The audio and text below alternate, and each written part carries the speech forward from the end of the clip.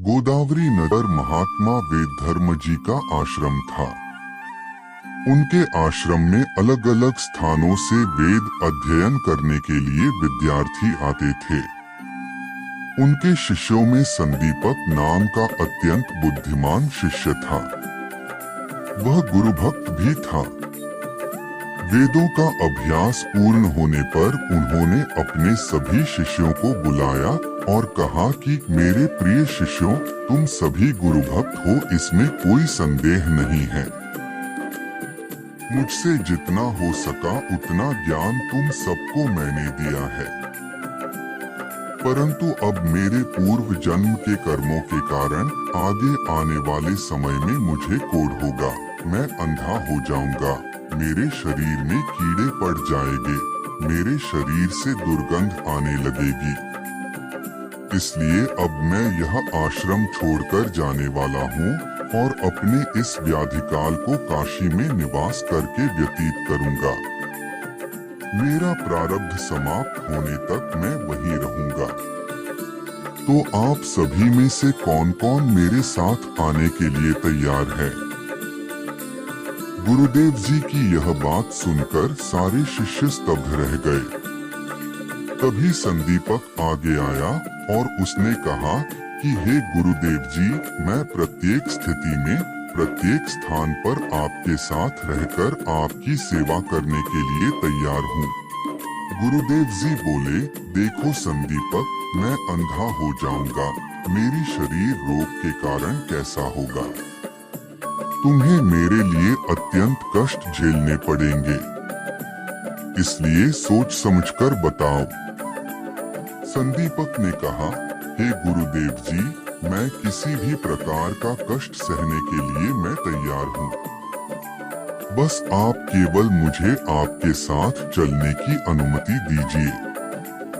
दूसरे दिन गुरु वेदधर्म जी संदीपक के साथ काशी जाने के लिए निकल पड़े। काशी में कम्बलेश्वर नाम के स्थान पर वे दोनों रहने लगे।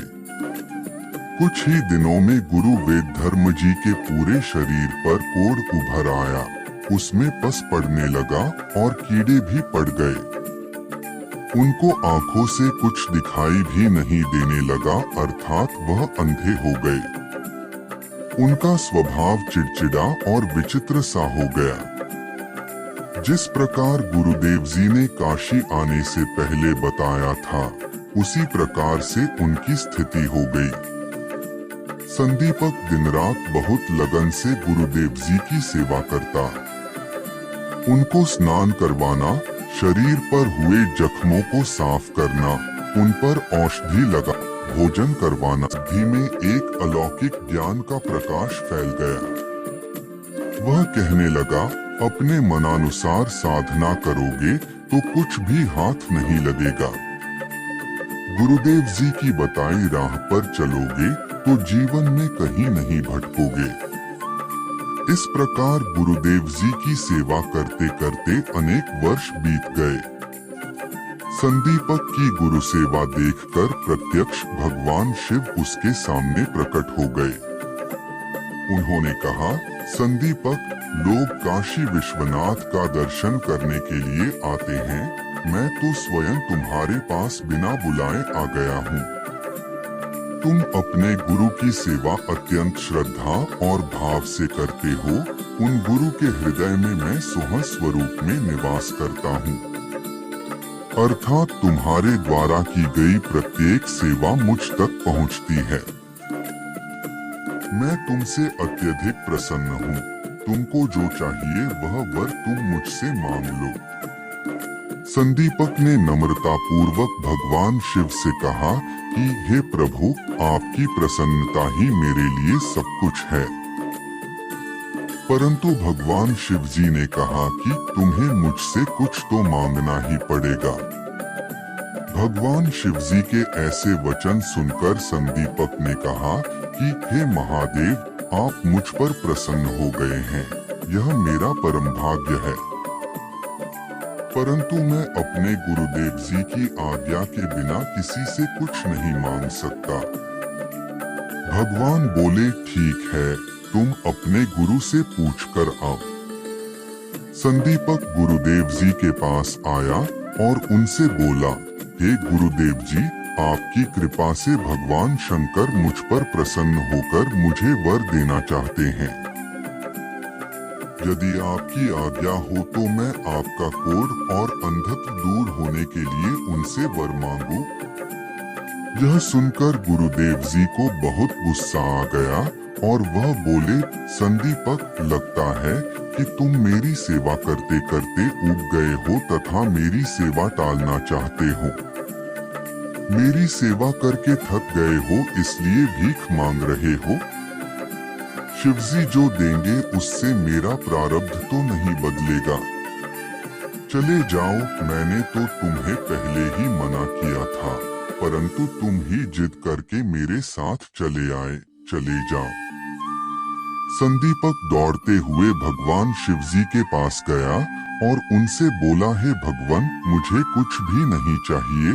यह सुनकर भगवान शिवजी उस पर प्रसन्न हो गए, परंतु उससे बोले, तुम अपने गुरु की इतनी सेवा करते हो, परंतु तुम्हारे गुरु तुम्हें ही इतना डांटते रहते हैं। अपने गुरुदेव की निंदा संदीपक को अच्छी नहीं लगी। वह बोला, केवल गुरु कृपा शिष्य का भला होता है, और उस स्थान को छोड़कर वह गुरुदेव की सेवा करने के लिए चला गया। भगवान शिवजी ने यह बात भगवान श्री विष्णु को बताते हुए संदीपक की गुरु भक्ति का वर्णन किया।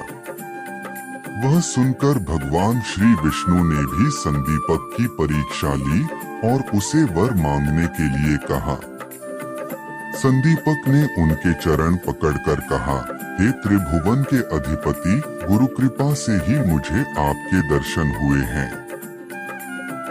गुरु चरणों में मेरी श्रद्धा सदैव बनी रहे और मुझसे उनकी अखंड सेवा होती रहे, यही वरदान मुझे दीजिए।